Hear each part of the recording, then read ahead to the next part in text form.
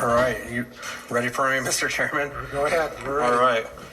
I felt like I was doing some sort of walk of shame there just now, like making people wait. So, Mr. Chairman, committee members, Senator Shane Moorjo, out of Senate District 48 out of Missoula County. Today I bring before you what I think is a great bill and something that I feel like is much needed in Montana and is very much lacking. And I'll get that to in a second here. But in 2021, the CDC reported that approximately 1 in 44 children in the United States is diagnosed with autism spectrum disorder. And that was according to 2018 data. So roughly 1 in 27 boys and 1 in 116 girls are identified with autism. And shockingly, Montana may have some service type things available for folks in the autism community, but there is no facility in Montana for families that need that support. The state will assist in services, but there's just actually no facility here to keep families together in Montana. And an example is and maybe you all received this email as well, but an individual had emailed me yesterday and had told me that they have a family member who had to go to a home in Mississippi because we don't have any facilities here to allow them to stay in Montana. So we're providing services to help people go out of state, but we don't have anything here to assist them to keep them with their families. And it's not for lack of trying.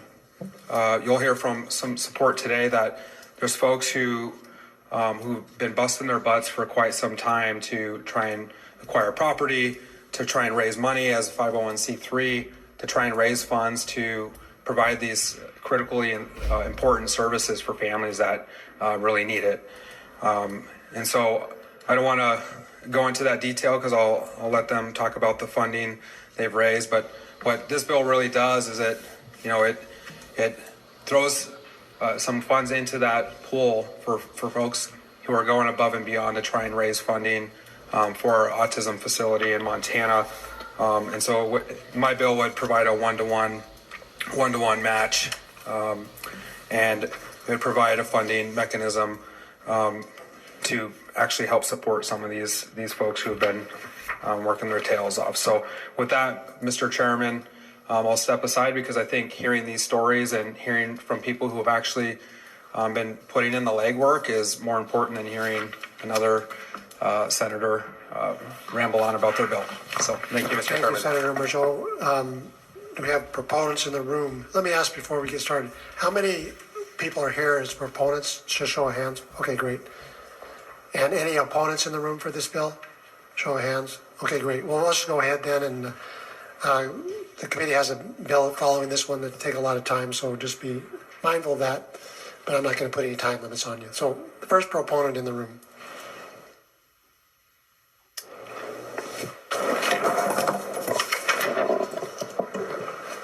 Good afternoon, Mr. Chairman, members of the committee. My name is Rich Jansen, spelled Janssen. I was born in Bozeman, reside in Ronan, with my wife Julie, who was born in Sydney. We raised our 2 children in Ronan. They were both born in Ronan and now are both grown. I fully support Senate Bill 478. And now I will tell you why. Jake, our son, was diagnosed with autism in 1998 at Chaudet Air Hospital about 25 years ago, right here in Helena. He is now 28.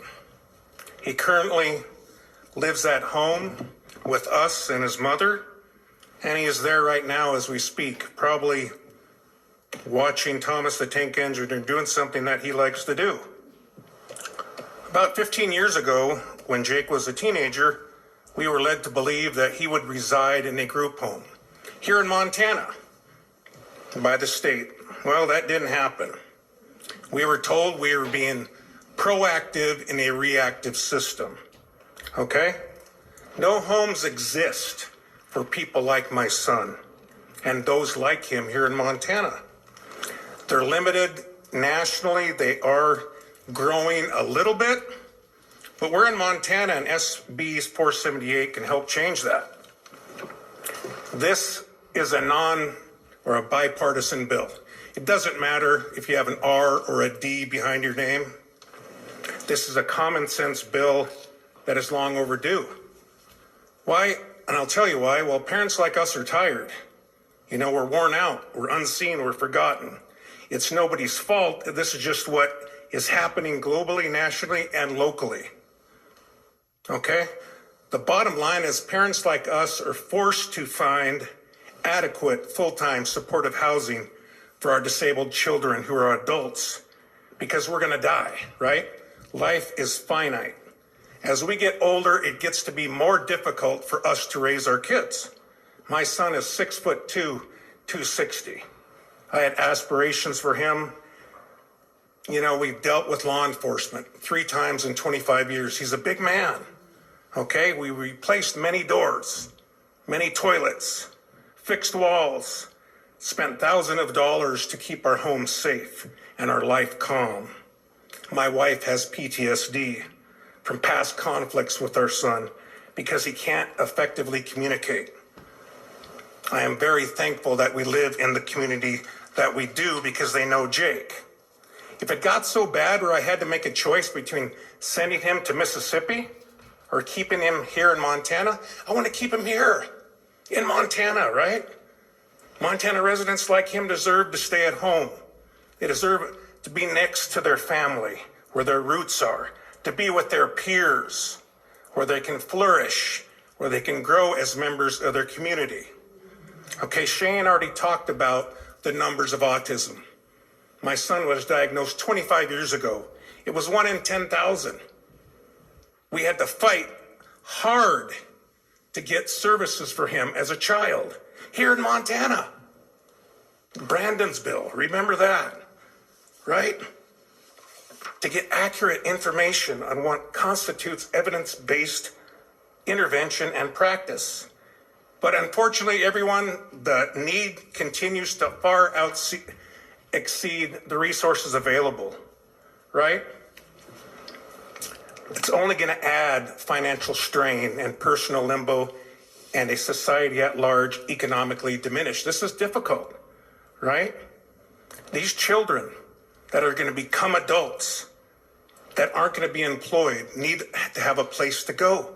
It's not so much limiting by their disability, but our failures to help them flourish. Okay, I think SB 478 can help do that. My wife and I, we started Proactive Living Facility, a nonprofit autism facility. You should have all got the email. I sent a couple of them, right? We've grassroots over $400,000 in 4 years, okay?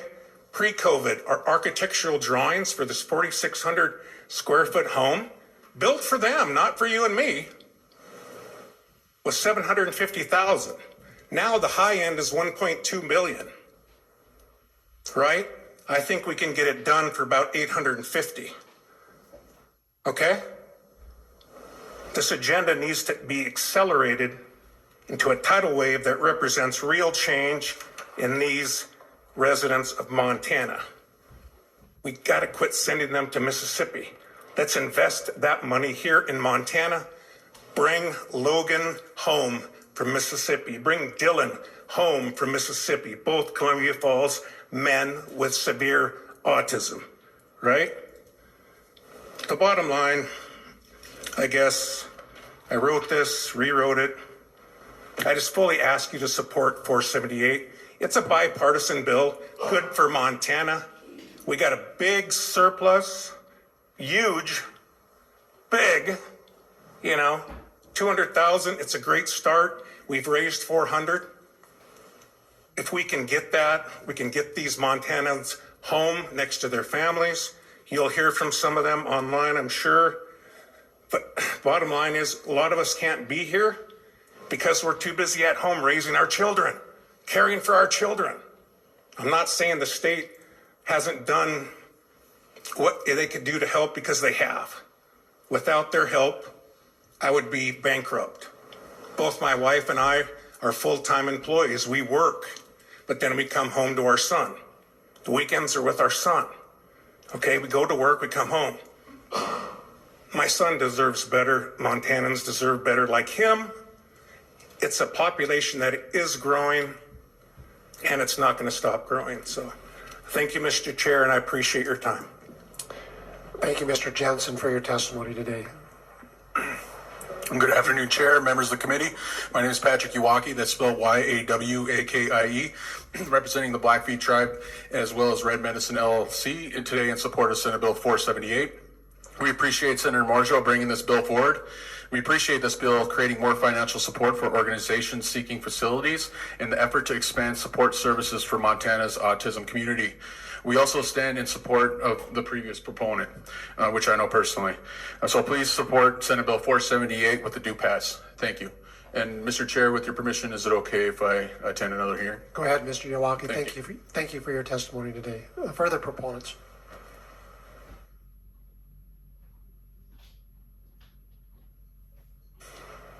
Mr. Chair, members of the committee, Lauren Wilson, WILSON, pediatrician. I just want to say that our organization does support more resources for children with developmental disabilities, because in Montana we definitely do not have enough. So thank you. Thank you. Further proponents?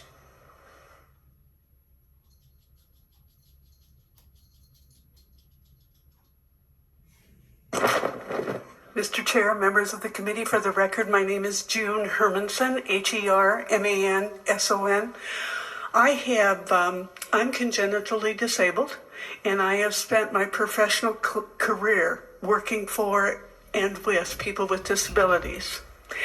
What you have before you today is one of the purest forms of grassroots organizing. What the Jensens have done should be modeled across this state in regard to what they've tried to build for their son. And this bill provides a matching opportunity, a partnership between the state and a private group that is working to give their son a better life. One of the things that happens for people with disabilities and those that get the day of diagnosis changes people's lives. It changes parents' lives. It changes parents' vision of the future.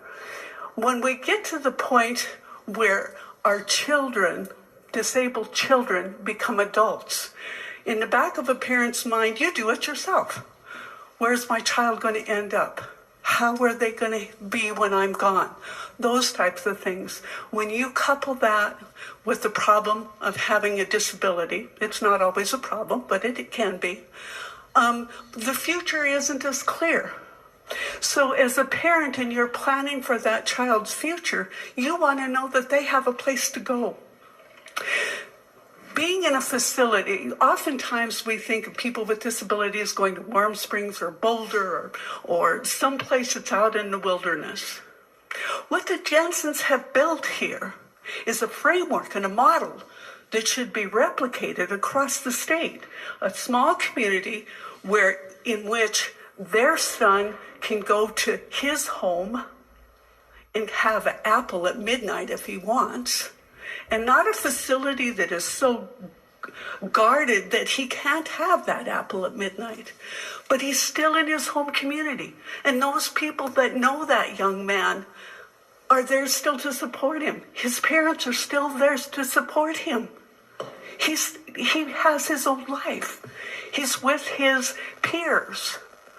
In 1999, there was a Supreme Court decision called Olmstead.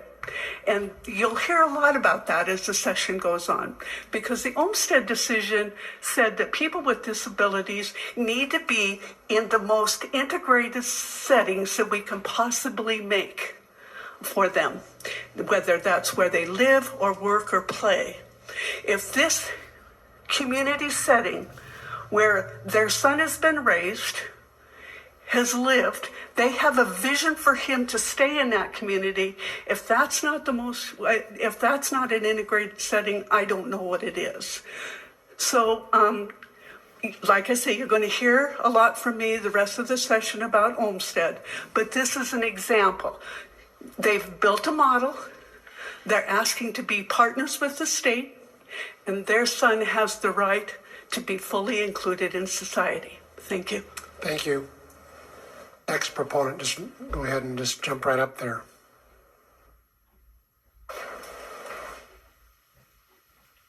Good afternoon, Mr. Chair and members of the committee. My name is Major Robinson, Robinson. I live here in Helena and own a Sage & Oats trading post downtown, as well as an architectural design business. I'm here in support of this bill. I wasn't exactly prepared to speak on this, but after hearing Mr. Jensen speak as well, I wanted to relate why I'm in support of this. We have 3 children. One has been adopted since age 2 and is now 14 years old and has had autism his entire life. And so there are families that not only have biological children that have those needs, but also take on other people's children as well with those needs. And sometimes they can be very, very severe. In our case, my wife had to step out of the workforce in order to provide care for our son. And it has added an additional stress to our household as well. And so for something like this, had there been something like this in place for us for help and placement, I think it would provide a great deal of assistance. So I'm very much in support of this bill. Thank you. Thank you, sir. Next proponent.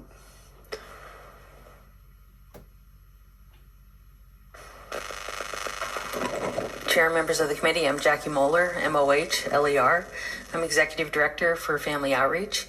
We provide developmental disability services in 12 counties of southwest Montana. I have 120 staff that serve about 450 individuals. I've also been highly involved in autism services since 2009 when the Children's Autism Waiver came about. I worked on licensure back in 2017. I'm a board certified behavior analyst. I'm also on the board of psychologists. I'm not here representing the board of psychologists today. I really am moved by this. I've worked with a lot of families over the past 20 years with children with autism, really trying to help them gain skills as much as possible, live and thrive in the communities. It's always tough over the years to see families who have higher levels of need and need more facility type care and have to move out of the state of Montana. That's always a very difficult decision for families. So to have that type of residential treatment in the state would be greatly valued. We need it all across our state as well too, not just in one area of the state. So having this type of funding so others could benefit from it across the state, I'm sure we would see that grow as well too. We need community services and we need residential services within the state of Montana. Thank you very much, and I urge a do pass. Thank you. Any other proponents in the room? See none? Go ahead. Mr. Chair and Committee, my name is Terry Barney, that's Barney, Helena, Montana, and I do urge you to support this bill. Thank you. Thank you. Okay, and seeing no other proponents in the room, we'll go online and just again keep your comments brief. I'm just going to limit your testimony online to 2 minutes. So we'll go ahead with Jana Jensen. Go ahead. Mr. Chairman, Jana Jensen is not on. Next would be Casey. How about Casey Schreiner?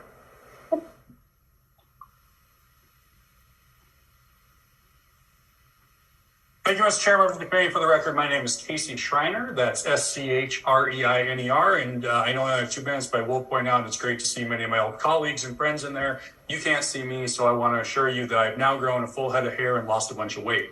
Okay. I am the vice president of Alluvian Health here in Great Falls, Montana. We are a nonprofit. So I want to come at you from 2 different angles. One, from Alluvian Health standpoint, we actually recently bought, in partnership with our community, purchased our Roosevelt Elementary School we built new schools in Great Falls. The district and the community wanted to offload that. We purchased that as a nonprofit with the intent of building an autism facility.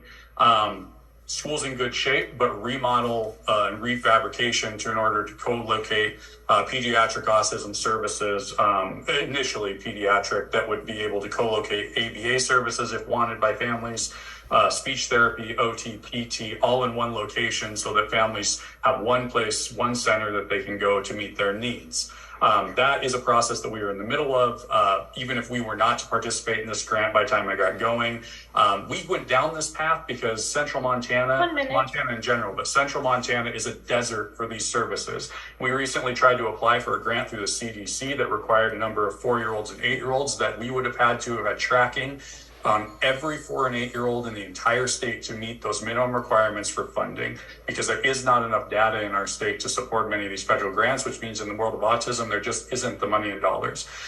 Personally, I'm the father, as many of you know, of 2 kids on the autism spectrum. At the age of 3 years old, my son Aiden wasn't speaking, and we were told he may never be able to say I love you to us. Because of early intervention, because the system was a little different a few years ago, Aiden now is a 3rd grader that's in advanced classes, reading at a 5th, 6th grade level, doing very well. Services in our area left, and frankly, they left in between my 2 children. It's a very different story for my middle child. Part of that is because when the services left, it was because there wasn't access to providers, and the nonprofits that at the time were offering these services couldn't make it pencil. Schreiner, that was 2 minutes. Go ahead and wrap it up, Mr. Schreiner. Well, okay. Nice to see everyone. Bye. Thank you. All right, next proponent online is Don Secord.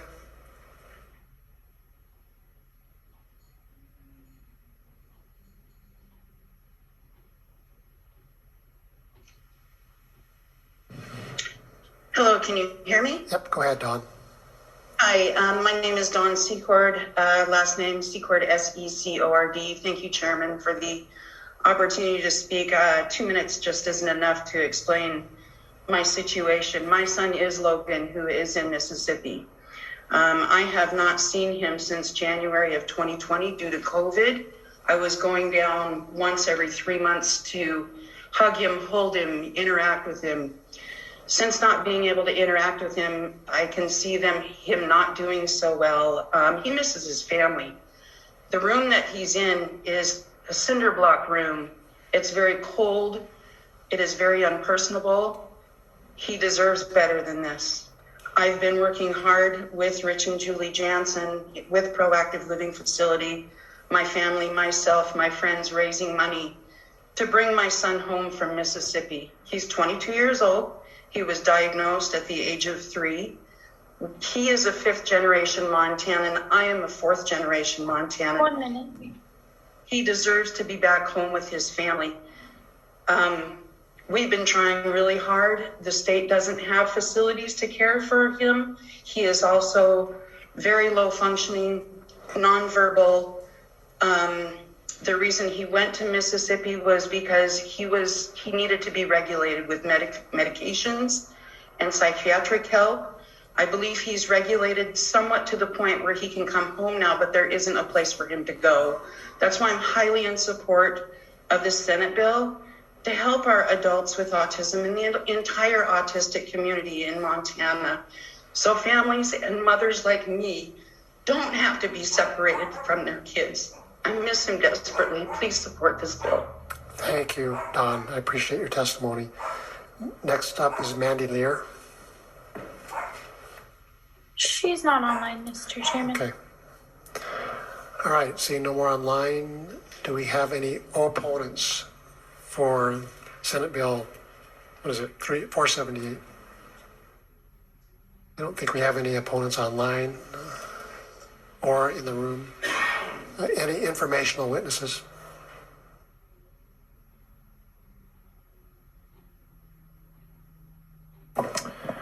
Mr. Chair, members of the committee, William Evo, E as in Victor O. I currently serve as the Chief Healthcare Facilities Officer for DPHHS here, informational. Thank you very much. Any other informational witnesses? Hello, Mr. Chair, members of the committee. My name is Lindsay Carter, Carter. I am the Bureau Chief with the Developmental Disabilities Program with DPHHS here informationally. Thank you. Thank you. All right, seeing no other informational witnesses online or in the room, we'll go to questions from the committee. Senator Molnar. Mr. Chairman, for the informational witness from DPHS. There were two of them. The fellow that just walked away. The man? You'll work. That's fine.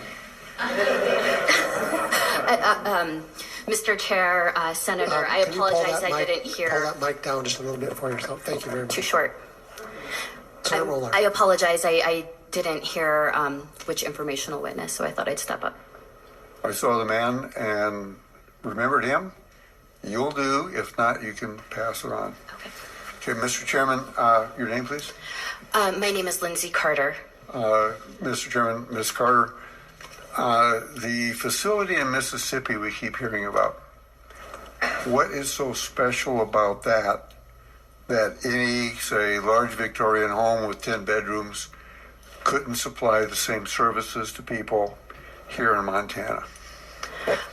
Mr. Chair, members of the committee, the facility in Mississippi that has been referenced is what's called an intermediate care facility for individuals with intellectual or developmental disabilities. It's a licensing type. Currently in Montana, we do not have an ICF IDD that serves children. Further question? Follow up. Thank you for clarification. So if some caregivers went together, bought a 10-bedroom Victorian home, and provided the same services, the only roadblock now is we don't have that license. We don't print it. It's not. Is there a federal problem? Why would licensing be a problem? Mr. Chair, Senator, I think that from my perspective, there are services for individuals with autism in the community. They live in group homes. Specifically for children, there are not as many options. There's not as many providers who have chosen to operate licensed either group homes or ICFs. Final question for clarification. Follow up. If we sent out an RFP for providers for a facility in Montana, 10 beds, 20 beds, whatever it might be, and we had people respond, and we gave them the contract to run a house in Montana similar to the one in Mississippi for that specific population, would there be a barrier of any sort? Mr. Chair, members of the committee, if it's okay, I would like to refer this question to Mr. Evo, as he has been more involved in conversations around ICF IDDs. You can refer that. Go ahead. Mr. Evo, did you hear the question? Mr. Chair, members of the committee, heard the question, and with regard to, getting into a discussion around licensing, be happy to answer specific questions on the topic and follow up just to make sure getting you exactly what you need. And it could also direct you to the testimony that the department provided for House Bill 5 as well, because we discussed the two 50-bed facilities that were requested as a part of that funding. Thank you. All right. Further questions? Senator Beard, did you have a question? For the sponsor, please. Mr. Chairman, Senator. Mr. Chair, Senator Morajo, do you have a fiscal note for this? Mr. Chair, Senator, there's no fiscal note that I've been provided with. This particular bill would, in the Section 3, provides that a transfer of funds would happen by August 1st, 2023, in the amount of $200,000 for his general fund to be set up. So that would be the fiscal impact. Mr. Chair, follow up. Follow up. So do you have, Senator Morajo, do you have a budget for establishing the new facility? Because I see where you said that it would be a one-to-one dollar match for a facilities grant. So I just wondered if you could expand on that a bit. Yeah, Mr. Chair, Senator Beard, thank you for the question. I think that's a good question.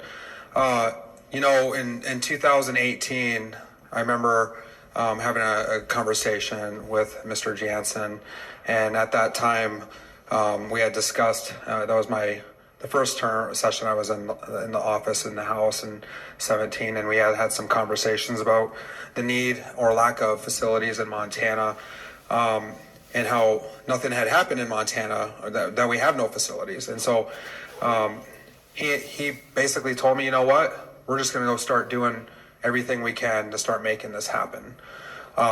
So he, his family, friends, other individuals that you've heard from who've been out trying to fundraise money, went off on an endeavor to try and start raising money for this need that we just don't have in Montana. And he's mentioned it to me off and on, and then finally this session, I just said, you know what, I feel like we should be meeting you guys halfway.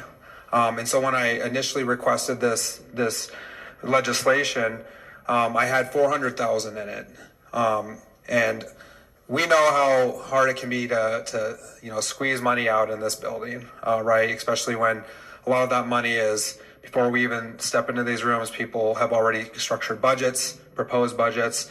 They have plans for that money, and so I really wanted to get things going for them, and I wanted I didn't want to disappoint people by asking for too much. So, you just heard that they've raised $400,000. They purchased 9 acres. They've been on the news talking about the plans for the facility to provide, therapy, housing, and other support services. When we talk about group homes, I think we heard that. That's just not happening. If we had group homes for families that had that was encompassing this need, we wouldn't be standing here in front of you today, right? And so that's not really an option for a lot of people, and especially with some of the care that is needed. So, really the budgetary amount I set out to try and help really supplement folks in any shape or form, since they were out there busting their butts so hard to try and raise money to get things going. I started with what I thought was hopefully a reasonable number to try and get through this building, which is why I set it at 200,000. So, if you heard from Mr. Schreiner and you've heard from Mr. Jansen, certainly I think if they raise another 100,000 or 200,000, us matching that, makes that 400,000. I think that's going to be a pretty big help to them in continuing their efforts. Thank you. Further questions? Senator or Mr. Vice Chair? For Mr. Evo, please.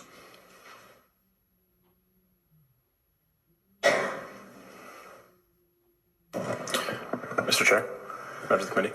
Mr. Evo, Mr. Chair. So you touched on the 250-bed facilities that has come up in the budget. Yes, sir. As a possibility.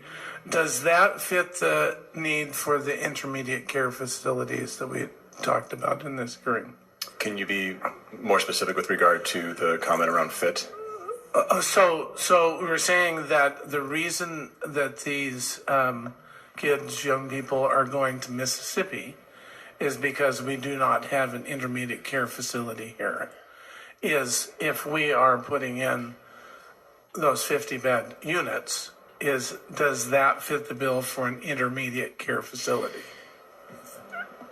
With regard to this question, you're talking about Ms. Carter's comment about ICF IID and the presence of that facility being out of state, and that's the reason why these individuals are going? Okay, and your question to me is around how could the proposal for the 2 ICF IID facilities fit into the need of supporting Montanans with those types of challenges? Yes, I guess more importantly is that as we move forward, one of the things you were looking at for using those facilities for. I think Ms. Carter could speak very eloquently to Okay. the facility question as relates to the needs of these individuals. So I'll redirect to Ms. Carter if you don't mind. Refer to Ms. Carter. Thank you. Thank you. Ms. Carter, do I need to repeat the question, or do you think you got it? Mr. Chair, Vice Chair Lenz, I think I understand the question.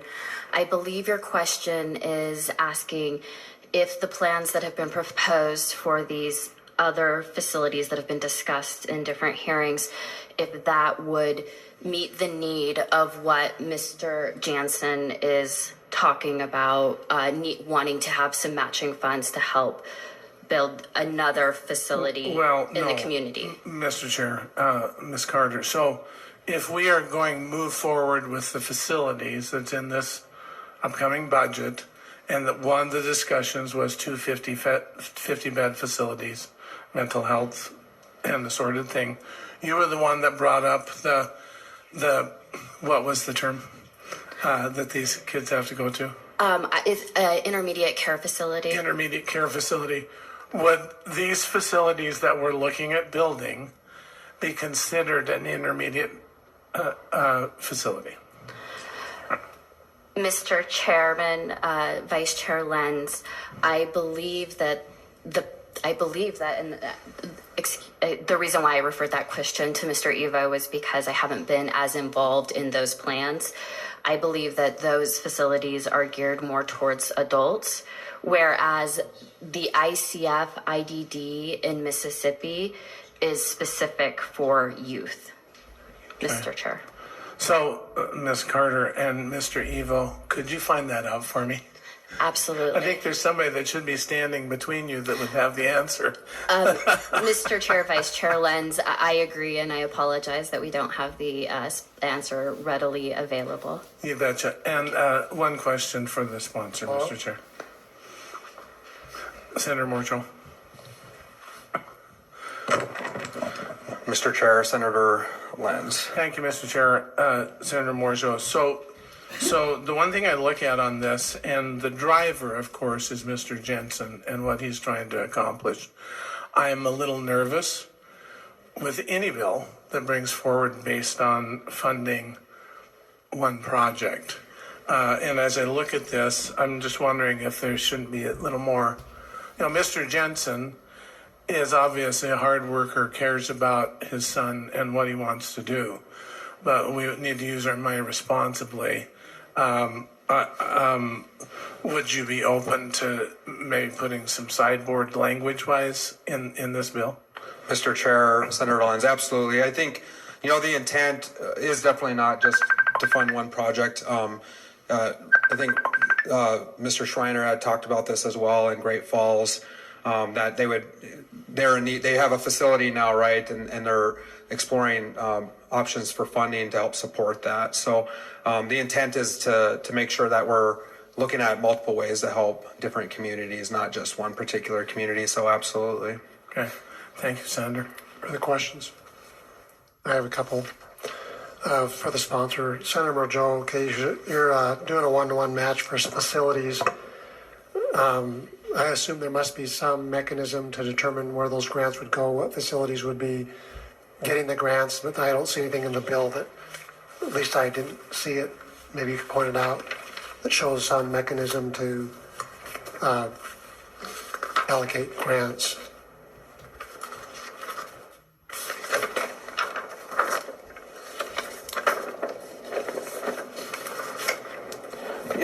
Mr. Chair, I believe the bill would allow the program to be rulemaking to be set up by the department, so they'd be able to set up that rulemaking process for administering the grants. So I tried to make it as simple as I could. Okay, thank you. I see that now. Then one other question. So let's say you got the one-for-one match and the facility is built. Then beyond that, are you depending on for the staffing and so forth, provider rates through Medicaid and things of that nature? Or? Yeah, Mr. Chairman, all of those things would play into the support that they need, and I think a couple of things do need some clarification. For this particular program, it's actually a permanent facility, and so it is different than the intermediary facilities that we just heard about. Also, when individuals have severe autism, you can't stuff them into rooms next door to each other. You have to actually spread people out. For example, Mr. Jansen has some pretty good plans as far as how they put them in corners in different places so that they can easily manage individuals. And so there's a lot of things that go into this process that I think is worth mentioning. As you mentioned, you heard earlier too, the Mississippi facility is more designed towards intermediary and youth.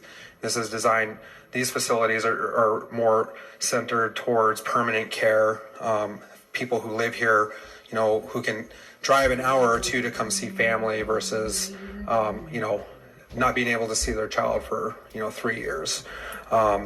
So this is a little bit different than the type of projects that you heard about earlier. So it would be, to wrap up on your question though, the resources, I think there's various parts of those resources that would be, and maybe Mr. Jansen could talk about the types of funding that they have currently and the services that they receive, and what else would be used to help supplement and ensure that their care can continue forward. Okay, I have a question for Mr. Jansen. So, Mr. Jansen, thank you for being here today. Just curious again, so we had intermediate facility, now we're at permanent facility. So what's your vision here? Once you have these facilities built, how are they staffed, and how is that staffing funded? Can you speak to that? Yeah, I can. Thank you, Mr. Chair, members of the committee. Everything you've talked about, I've lived. I've rehearsed it in my mind. I'm the only one here, right? But the need is so much greater than just me and my son. You heard about Logan and Dylan in Mississippi. They were children and they were brought there. They're now adults. Okay, there's no place for Jake in Montana, regardless of what is said here. They told us no to Jake. That's why he lives at home. What we're looking at is people like Jake have what they call a Medicaid waiver, which was fought very hard to get. The most severe have this. Less than 100 in Montana are given out, and the only way someone gets one is if somebody dies. Okay?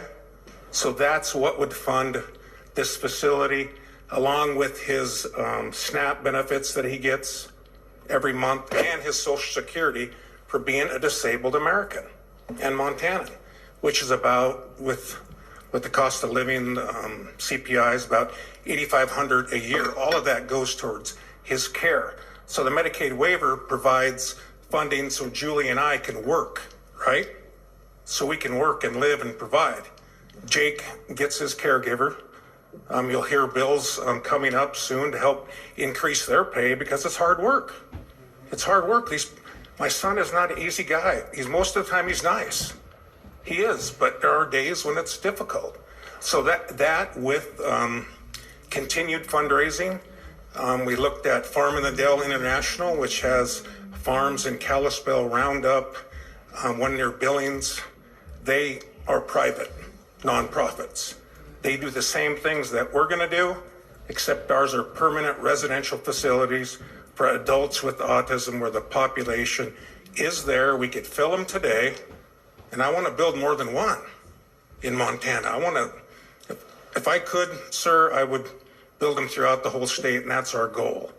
Okay, we're just the start. Okay, thank you. Seeing no other questions from the committee, would the senator like to close on his bill?